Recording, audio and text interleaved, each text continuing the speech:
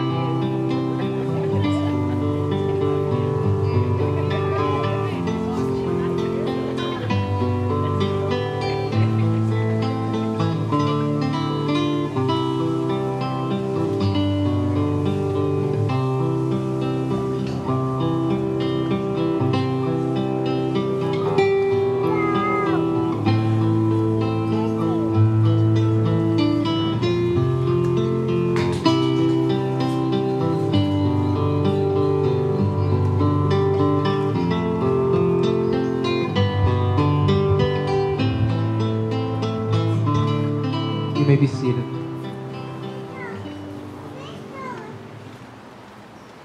There's an old. There's an old.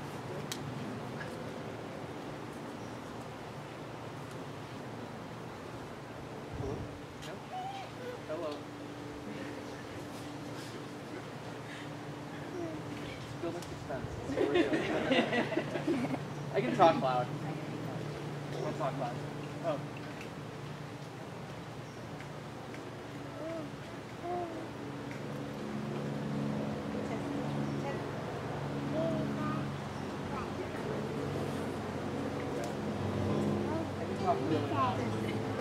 Yep, we can hear you. Okay. All right. Sorry.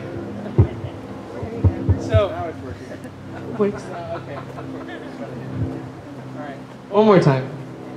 So there's an old story that has been told at bedtimes and around campfires for millennia. It's about a man. This man has everything. He even gets to walk with God in the cool evening breeze.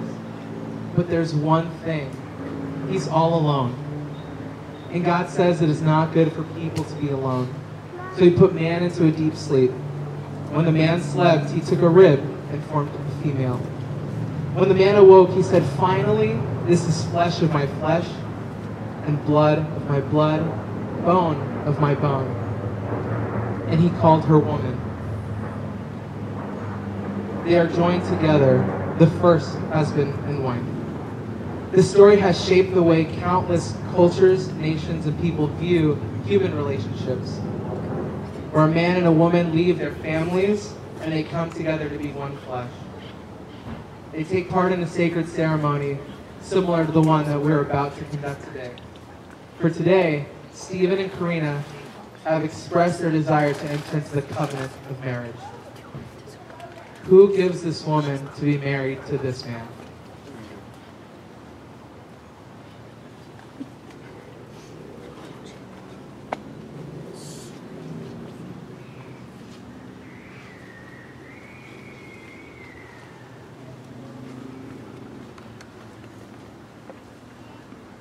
So we're starting with Scripture.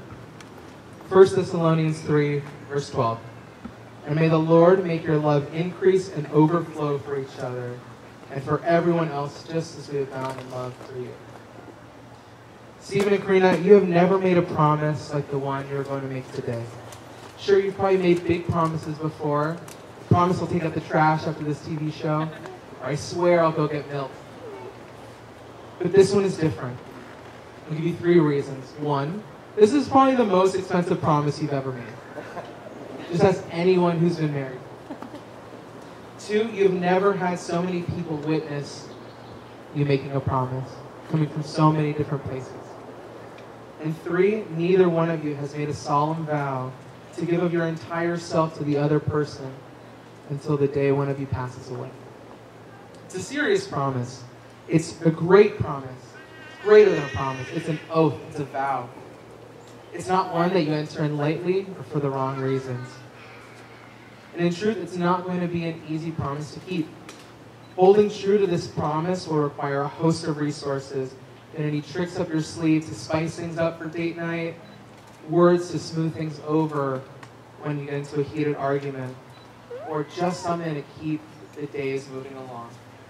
But one virtue is going to shine above the rest. It's love. It's love.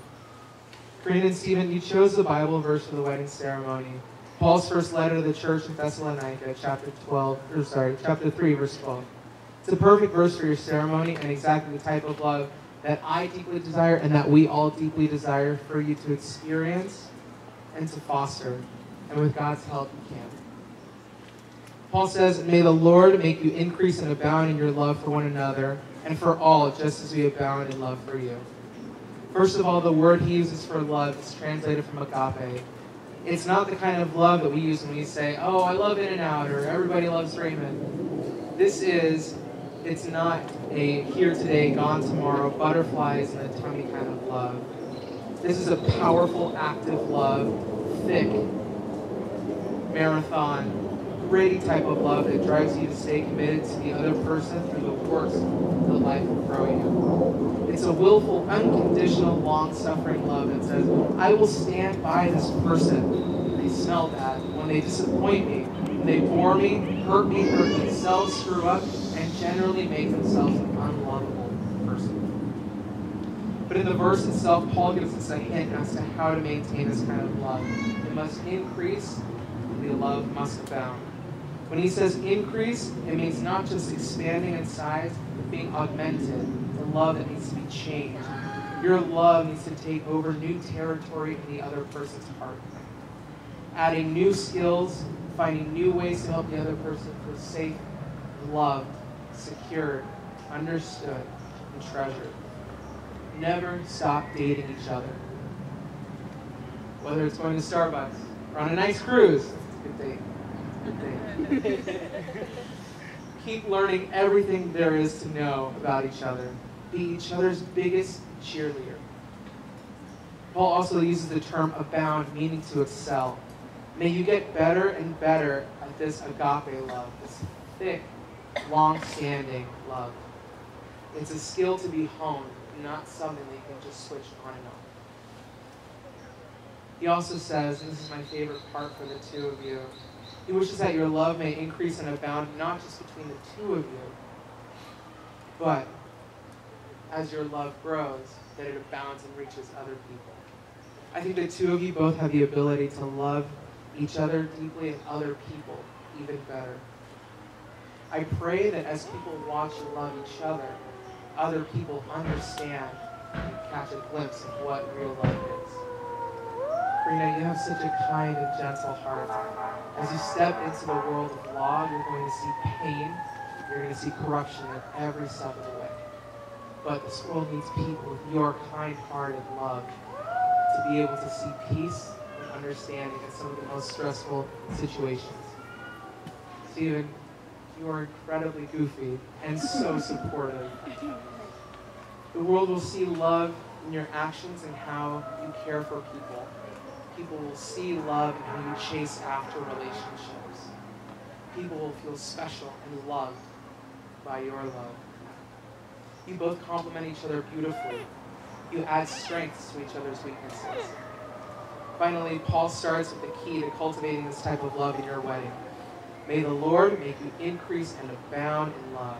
May the life force of the one who gives us our bodies, our self-awareness, and our existence be yours as you learn how to love each other. Let your relationship and your love be like the trees that we're surrounded by today. May your love grow tall and strong. May it stand firm during the harshest winds and rains. May be resilient, weathering the challenges of daily life with the progression of time. May you nourish your marriage just as a sapling needs water by pouring out words of encouragement, trust, and love onto each other. Stephen and Karina, as you both walk side by side from today onwards, you will no longer live as individual people. You'll be one flesh, one person, one love. As you're both aware, things are going to get difficult. It's going to be hard at 3 a.m. when you've got a crying baby and needs to be changed. Work will go late. Karina might need to stay up late to study. Responsibilities may require there to be physical distances between the two of you. Stephen may have to drive out far to go to a job.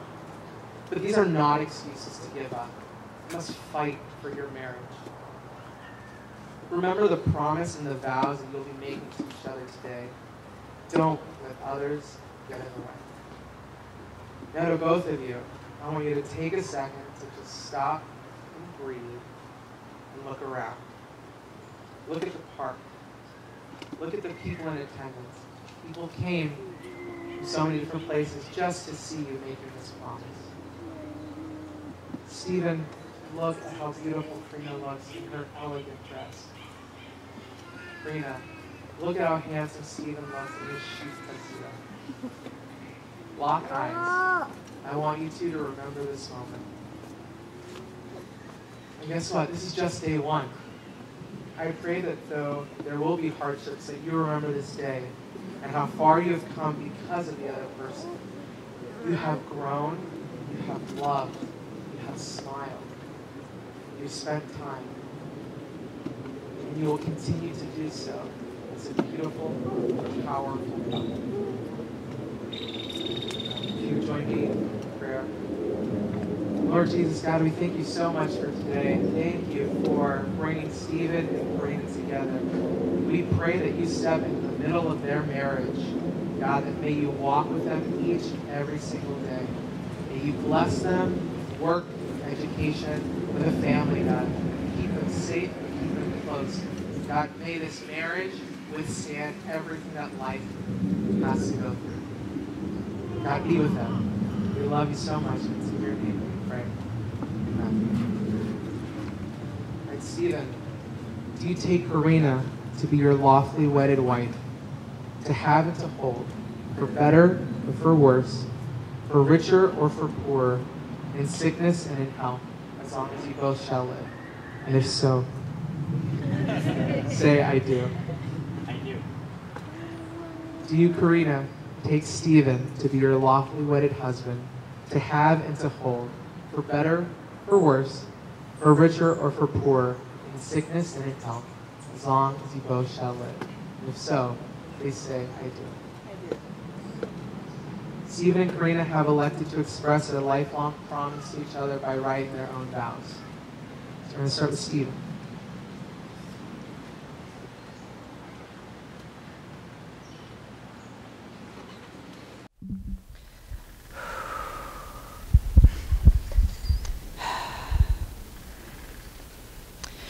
Let me tell you a story about how my life changed 2.5 years ago. I had an awkward first date at El Pollo Loco with an amazing woman. Somehow, I managed to get a second date. We went to a movie about a woman who framed her husband for murder. And I asked her to be my girlfriend.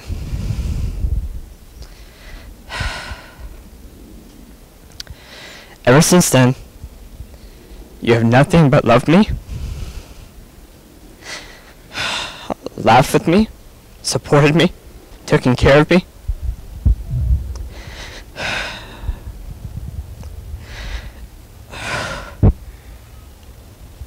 You're my best friend and my better half. I love you with all my heart. I'm so excited to start the next chapter of our life together.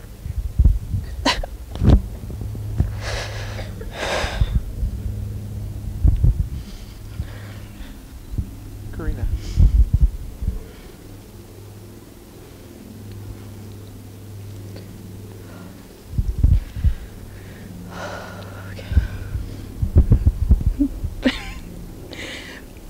From the day I first met you over 2.5 years ago, I knew there was something special about you. I saw you first standing outside the Pollo Loco, and then you saw me. Once we saw each other, it almost felt like we started running to each other, and without saying a word, we hugged each other for the first time. And in this moment, I felt the safest I've ever felt in my life. That day, I knew I'd have the privilege of being by your side forever. We have been through so much together to get us to this point, and I get to become your wife today. I just want you to know how much I love you and appreciate you. I promise to always be there for you, just as you've been for me. I promise to always support your crazy ideas, like building a container home, and try my hardest to make your dreams come true. I promise to always give you hugs and kisses, even during our grossest days. And I promise to make you yummy food and always make you try new things. And sometimes I'll promise to let you win. Thank you for loving me the way you do. I love you so, so much, and I'm so unbelievably happy to do life with you.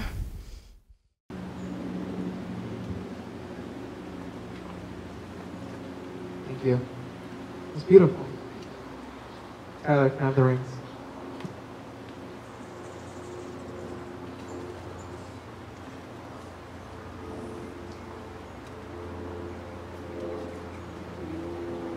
Stephen, repeat after me while placing the ring on Karina's finger. Karina, I give you this ring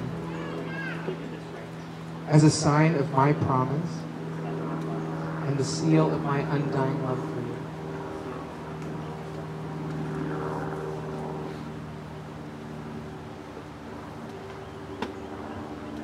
Karina, repeat after me while placing the ring on Stephen's finger.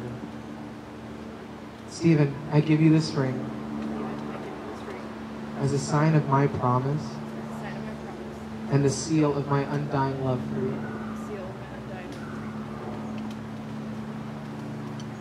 So I want you to look at your rings. They have no beginning and no end.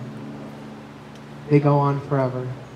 May your love, may your life be filled and mirrored by those rings without a beginning and an end. Remember to fight for your marriage. It's going to be hard, but it'll be beautiful. And now, by the power vested in me by the Lord of Heaven and the great state of California, I now pronounce you husband and wife. What God has brought together, let no one separate. Stephen, you've been waiting ages to go on. You may kiss your bride.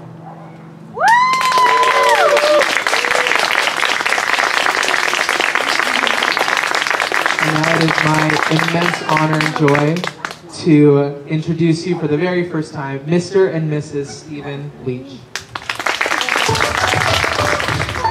I had a dream so big and loud, I jumped so high, I touched the clouds. Whoa, oh, oh, oh, oh,